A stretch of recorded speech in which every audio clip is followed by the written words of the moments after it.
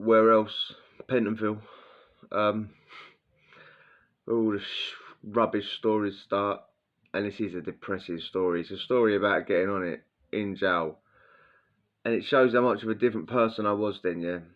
I was happy at this precise second, yeah. In jail, anyway. That I got hold of a load of subutex. Subutex is a tablet. It's a blocker for heroin. If you have a drug problem with heroin and you take subutex, it blocks the effects of heroin. So what's the point in taking heroin, yeah? Yeah. But if you're if you want to abuse a subutex, you crush it up and you sniff it. It's an opiate. So as you know, it basically gives you the same sort of effect as heroin, basically. Anything with an opiate in, any painkillers, go and look in your cupboard, anything with an opiate in it, man, you're taking heroin. That's why it's addictive. How many people get that off an opiate? That's in their tablets, tramadol, pregab. I don't know if pregabs have, but now I'm getting off the point. I'm on the induction wing in Pentonville, yeah, just coming with my codeine. I'm banged up with my codeine. We was out trying to do a burglary. It went wrong, as is always the case when I get nicked. Usually when I get nicked for burglaries, we was out there earning that day because we had nothing. We'd spunked all our dough day after day, and now we're out skint, forcing ourselves to go out. Right? We get nicked with nothing. Yes, we go to jail with nothing. You know, we've had our trainers, our tracksuits all taken off us, so we literally turn up in plimsolls and no money in our pockets, nothing. One of them ones as well, you're struggling to remember people's phone numbers with that emergency £2 credit they give you. I'm not moaning about the amount of credit or anything. It's not in the prison to know your phone numbers, is it? I'm just saying. Right, so it's one of them ones. We're depressed. Pentonville is the most depressing place for me to roll up to in jail, man. You're looking at them gates, it's like, oh, see the big buildings towering over the gates, the big Victorian old depressing buildings, fucking levels are like stories high, you know what I mean? 1s, 2s, 3s, 4s, 5s. You're looking at wings going up and up and up.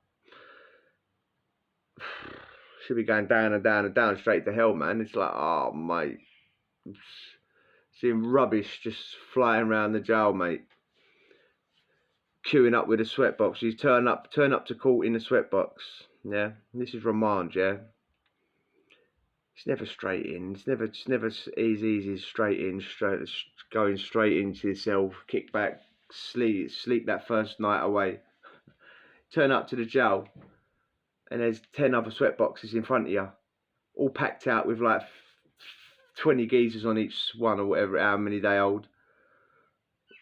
You're like the 10th in line. Each one takes half hour to get through. You're busting to go piss as well.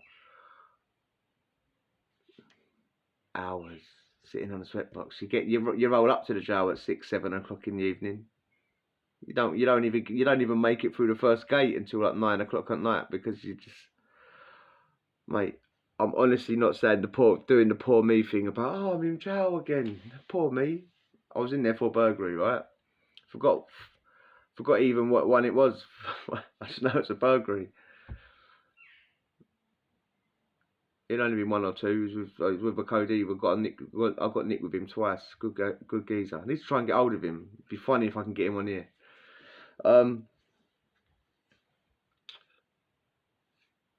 say good geezer. He wasn't a good geezer. He was a criminal. Makes my criminal record look like nothing. Still a good geezer though. Yeah. It's the most depressing place. It takes hours to get in. Then it's reception. Then it's the wait. It's not even reception. It's the waiting room. Strip search. Go through your stuff. Photos. Are you suicidal? Do you have any gangs? Have you ever been nicked for anything racist? Blah blah blah. Do you have any enemies? This that. Have you ever beat up a cellmate? back into the holding cell. 50, like 100 of us, 200 of us crammed up into a tiny little room, probably no bigger than my bedroom really.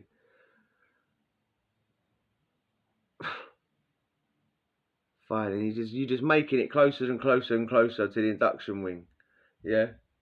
But you just you're getting put into rooms just closer and closer towards the induction wing. Finally make it on there, a couple of hours again, probably like 10, 11 o'clock at night now. You know what I mean? Then you've got to see the doctor. You've got to sit around, mate, for the doctor. Another hour, 2 hours. They offer everyone methadone. Even the people that didn't fail drug tests in the police station, and myself included. Do you want methadone? No. How many people do you think in front of me said yes and after me? Near enough every single one. I was tempted to say yes. I was very tempted. So was my Cody. Yeah. Now we're on this induction. I mean, usually you're gone within a week, a week, especially on Pentonville. Smooth you straight onto G wing. Massive wing. We were stuck on there for ages, right? We might have even been refusing to go until we got moved together or whatever it was we was waiting for. Again, we might not have even been that. We might have just been one of them ones where your name seems to be skipped over again and again and again. So you're stuck on the wing, on the induction wing, not going out nowhere. And I remember we was watching the London riots kicking off. You know, when like that the Mark Duggan was killed by the police, and yeah, London went off. JDs were getting robbed left, right, and centre. We was watching it on the news. It was roughly that whatever time that was. Sitting there day after day, week one has dragged into week two. You know what I mean? Barely organised the visit. Barely still got any money between us. You know what I mean? It's one of them ones. Depressed, dirty cell, cockroaches. One night we're just laying there chilling, reminiscing, talking about how badly we wished we was out with the rioters. Probably shows the mindset, the silly mindset. I don't understand when people was robbing silly little shops and getting because people was getting sent away for years and years and years after that. I was going away, and then I was meeting people like 4 years later. What are you in here for? Oh yeah, the riot. They was not letting them off. And for what? Robbing a pair of trainers or robbing Tesco's? I mean, me personally, I was in jail, yeah, so I'm just talking about what would I have done? It'd have been lovely just to drive straight through the wall of a jeweller's or something and take every single last thing out of there. I mean, old Bill was literally couldn't have done nothing. There was nothing they could have done. Welded a bar straight to a van, like the front of a van, and drove it through the side of where cash machines are kept or something. You know what I mean? People was robbing trainers and getting weighed off for it. At least get weighed off for the money, like robbing money and jewellery and stashing it up and not getting caught with it. But anyway, I'd have probably got done for nicking a pair of 110s. We're laying there bored, depressed, stressed out, weeks of being on the induction wing.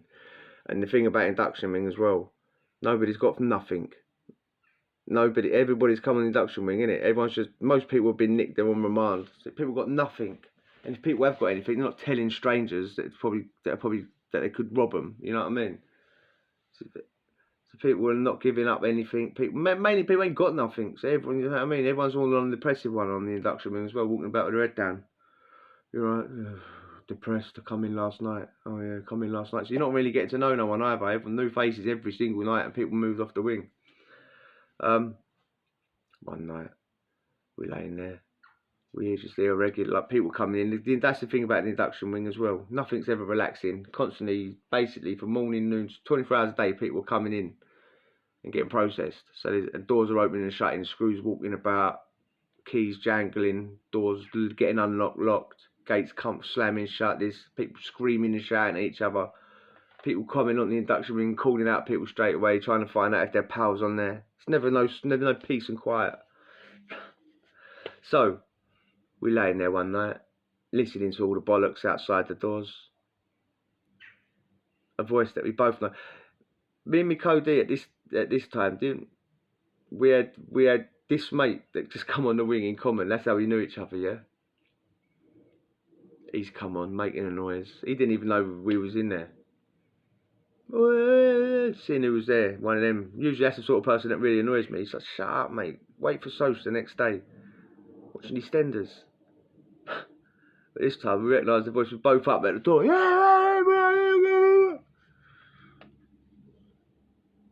He's come to the door really. Where are you? Where are you? We're up at number bloody 278. Wherever he was, I don't know where he was. Come upstairs. He's come flying up. Hello, boys. Come to the door, flap open. He's come to the door looking a bit worse for wear. He's been bang at it on road, isn't he? Yeah, pinning and doing all sorts, right? Pinning and piping. So he's not. The jail's probably saves his life when he comes in and out. You know, gives his body a chance to recover. He's there looking a lot worse. We're pleased to see him. He's gone. Yeah. First thing you say though, innit? Have you got anything? You got anything? He'd handed himself in as well, yeah. Right. Obviously, he's got something. You don't hand yourself in with nothing. If you're handing yourself in, you know you're going away. You're taking something, ain't you? Allegedly. I've got a load of 8mm. Yeah. And he obviously had other shit, but he weren't going to let off that. Got a load of 8mm. Oh, you're going to sort us out? Yeah, get in now, get in now. Go down to the showers, get in now. He's getting called to go back downstairs, you know what I mean? Go and get in now, get in now. Oh, look, I'll send someone to the door, blah, blah, blah. Oh, don't do that to us, mate. We're both thinking, how's that going to happen? You know, who's going to come to the door? Induction wing, 8 o'clock at night. We're going to send a cleaner for someone you don't know with a parcel of thing. The cleaner's going to go, all right, yeah, sweet. You don't even know what cell I'm in, you moron. It's father, you know what I mean? And then so, oh, don't go, just get out now. How can I get out? I've got it plugged, like bottled up the behind, shoved straight up there as well with a finger up there. You've got to skit on the toilet and shit it out. Oh, we're not going to see you till tomorrow now. I've got to go. How am I going to get it out? Oh, no, he's gone. We begged at the door. We was happy, we was euphoric, and then we're all depressed again now. We're not really happy to see him, really, are we? We just want what he's got. And all like that. Oh, well, we'll see him tomorrow anyway. Yeah, all right, sweet. Lay back down. I don't know, an hour later, someone comes to the door, a cleaner. Got something for you boys. Envelope, sealed envelope under the door. Like 38mm in it. Open up. What? Yeah, that's from blah blah. Lovely, mate. Sweet. Tell him thanks.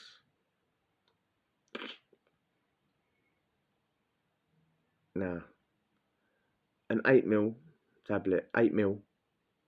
Yeah. You break that up into 8 bits. 1 mils. 1 mil will ruin most people, yeah? Most people that have done it for years, it'll ruin them. 1/2 mil will ruin most people. If you've never done it before, a quarter of a mil will make you puke your guts up, stop you eating for the day, and give you the most buzzing experience you've ever had. All day as well, all day. Not a quick buzz. I'm talking, if you do it at 8 o'clock in the morning, you'll be buzzing till midnight. If you've never done it before, like 8 o'clock in the morning till dinner time, tea time, 5, 6 o'clock. And if you do it at night, you ain't going to bed, man. We was sniffing this like it was Charlie, sniffing big 4mm lines, 8mm lines. Look, my voice is going deep, so I'm gagging. It's disgusting, this shit. It's not like sniffing Charlie. It's not stuff as it's going down your throat. It's making you gag. Yeah, like what?